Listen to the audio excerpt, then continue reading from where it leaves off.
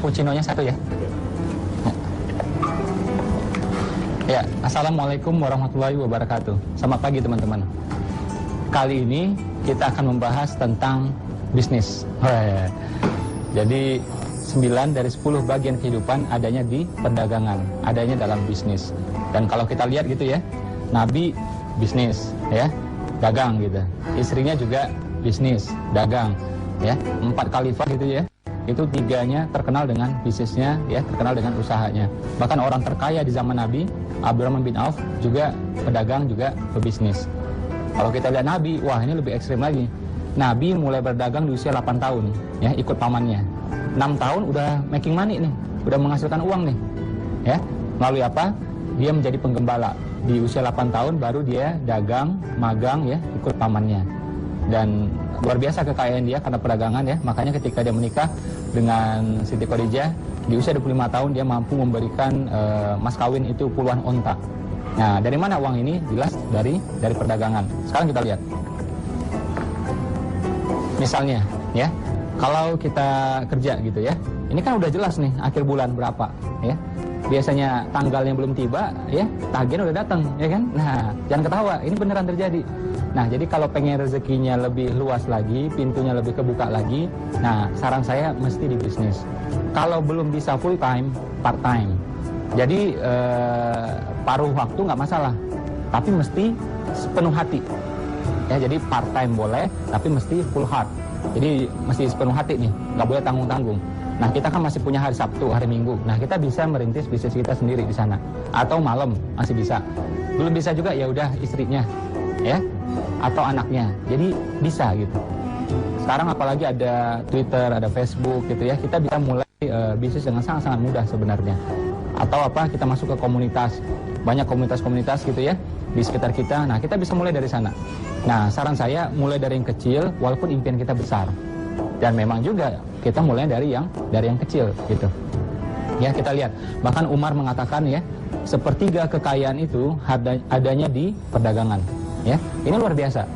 Bahkan Umar juga menganjurkan ya rezeki yang lebih baik lagi. Umar bilang apa? Untuk para karyawan. Umar bilang kayak gini. Wahai para pekerja ya, jangan habiskan upahmu semuanya. Ya, sebagian belikan kambing. Terima upah lagi, belikan kambing lagi. Terima upah lagi, belikan kambing lagi. Artinya apa? Umar mengajarkan kita dagang. Umar mengajarkan kita investasi. Jadi sambil kita kerja, kita masih punya investasinya. Jadi kita bisa dapat 2 sumber. Yang celakanya kita satu sumber, ya, pengeluarannya banyak. Ya kan? Makanya gajiannya belum tiba, tagihan udah tiba. Ah, ini yang kacau. Makanya kita akhirnya ya gali lubang tutup lubang. Ya udah, yang sudah terjadi sudah, kita mulai dari detik ini. Mulai usahanya.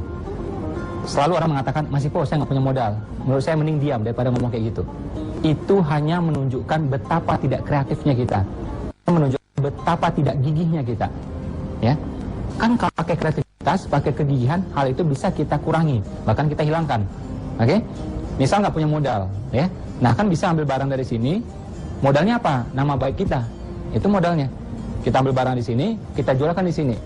Ambilnya misalnya 10.000, jualnya misalnya 13.000, 15.000, 20.000 gitu. Nah, selisihnya keuntungan buat kita. Udah terjual, baru kita bayar lagi ke sini. Andai kata pakai modal pun ya udah, kan modalnya nggak harus kita. Ya, kita bisa cari partner pemodal. Oh, Mas Ipo, teman saya nggak ada yang kaya. Nah, salah sendiri. Kenapa temannya nggak ada yang kaya? Berarti selama ini pilih-pilih teman tuh menurut saya. Harusnya apa? Temannya ada yang miskin, ada yang kaya, ya kan? Kalau temannya miskin semua, berarti selama ini pilih-pilih teman itu namanya. Ya, kalau memang kita ini orang baik, mestinya kita punya semua. Oke? Dan kalau memang kita selama ini tidak punya jaringan orang-orang yang relatif oke ya ekonominya, berarti kita tidak menjalin ya, kita tidak membangun silaturahim selama ini menurut saya. Nah, belum terlambat, masih bisa gitu ya. Caranya bisa melalui komunitas, melalui seminar ya, macam-macam caranya. Nah, jadi andai kata pakai modal pun tidak harus modal kita. Kita bisa gunakan uang pemodal gitu. Dan tidak harus pakai tunai semuanya kan, bisa 30% dulu ya, kita kasih ke sini, kita DP, kita kasih uang muka, sisanya nanti ketika telah terjual. Atau caranya seperti apa lagi? Misalnya ya, kita mulai dari keahlian kita. Misal nih, teman-teman bisa bahasa Inggris, ya udah mulai ngasih les bahasa Inggris. Misalnya apa lagi? Kita misalnya bisa misalnya komputer lah ya, komputer gitu, atau misalnya kita bisa bikin web misalnya. Nah, ini kita bisa jual jasa kita pada orang lainnya. Kalau memang kita belum jago-jago banget ya, kita bisa jual pada orang yang kualifikasinya di bawah kita. Kayak saya bilang tadi, kita bisa bahasa Inggrisnya ya sekedar-sekedar saja gitu. Ya untuk umur kita. Tapi untuk anak SD kita lebih bagus. Nah, kita bisa mulai di sana. Ya, jadi tidak harus pakai modal. Jasa kita ini modal sebenarnya. Ya, jadi jangan lagi ngomong nggak punya modal. Coba bayangkan. Misalnya nih, tangannya teman tuh ya, tangannya teman-teman ya, saya cabut nih jarinya satu. Ya, terus saya ganti 10 juta, mau nggak? Ya, atau rusuknya saya cabut satu, saya ganti 10 juta, mau nggak? Nggak mau kan? Atau IQ-nya saya turunkan 30%, saya ganti 30 juta gitu, mau nggak? Nggak mau kan?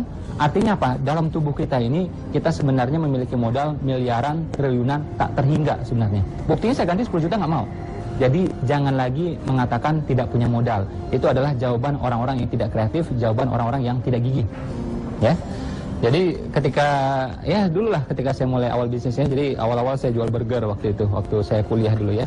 Karena orang susah, orang miskin gitu ya. Jadi niatnya biar bisa kuliahnya jalan terus gitu. Jadi sambil kuliah saya sambil jual burger waktu itu.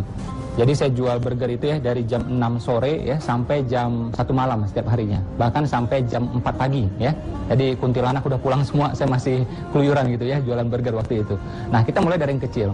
Saya waktu itu ya nggak punya modal, saya cari orang yang punya modal. Jadi ya, orang itu dia punya counter burger kecil-kecilan, satu meja gitu, ya udah kita di sana kita bagi hasil, ya hitung-hitungan lah, ya kan? Nah, jadi mulai dari yang kecil, siap. Saya juga punya impian waktu itu, pengen ya bangun restoran lah, kafe lah, macam-macam. Impiannya besar gitu, tapi kita mulai dari yang kecil. Sama ketika saya bisnis bakso waktu itu, saya mulai dengan satu gerobak. Ketika saya buka bisnis soto dan gado-gado juga, itu kita mulai dari ya satu rak-rak kecil gitu aja. Ya, waktu buka pun ya kita juga sampai beli tisu aja juga uangnya pas-pasan. Tapi begitu mulai, alhamdulillah orang nitip ya, yang punya minuman nitip di sana, yang punya kerupuk nitip di sana, akhirnya bisa berjalan semuanya. Dan ya seperti saya sampaikan di awal tadi, ini semuanya tutup. Yang soto tutup, gado-gado tutup ya, yang donat saya juga tutup. Tapi saya tidak rugi di sana, walaupun secara material saya rugi. Ya, tetap saya dapat untung di sana. Dari mana untungnya? Pengalaman. Satu, ini luar biasa mahalnya. Kita tamatan S2 sekalipun bisnis ya, nggak punya pengalaman ya, dibanding dengan orang yang baru terjun bisnis 1 tahun saja ya, itu menurut saya jauh lebih berharga. Karena kita mendapatkan pengalaman konkret ya, kita mendapatkan pengalaman konkret. Ini yang mahal, tak terhingga ini, pengalaman ya. Jadi dari segi uang saya rugi, tapi dari pengalaman saya dapat. Terus apa lagi? Kan jaringannya kebuka ya, link-linknya kebuka, networknya kebuka. Saya tahu di mana suppliernya. Oke, nah ini luar biasa gitu. Dan saya tahu juga ya, satu lagi namanya ilmu. Saya tahu ilmu bagaimana mendapatkan customer gitu. Ini ilmu yang luar biasa mahalnya. Nah jadi walaupun misalnya usaha kita mungkin awalnya rugi atau belum untung-untung banget, sebenarnya kita tidak rugi. Itu adalah biaya belajar. Ya, jadi apa kesimpulannya? Pertama, mulai dari yang terkecil ya, apapun yang kita bisa. Satu. Kedua, andai kata perlu modal pun, tidak harus uangnya dari kita. Kita bisa cari partner pemodal. Atau apa? Kita urunan, kan bisa juga. Nah, walaupun impian kita besar, kita siap berproses dari yang kecil. Atau dari apa lagi? Jasa yang bisa kita keluarkan. Jadi, semua orang saya yakin bisa mulai usaha. Walaupun misalnya belum bisa full time, kita bisa part time. Belum bisa sepenuh waktu gitu ya, ya paruh waktu dulu. Oke? Itu saja dari saya untuk pagi hari ini. Assalamualaikum warahmatullahi wabarakatuh. Selamat pagi teman-teman.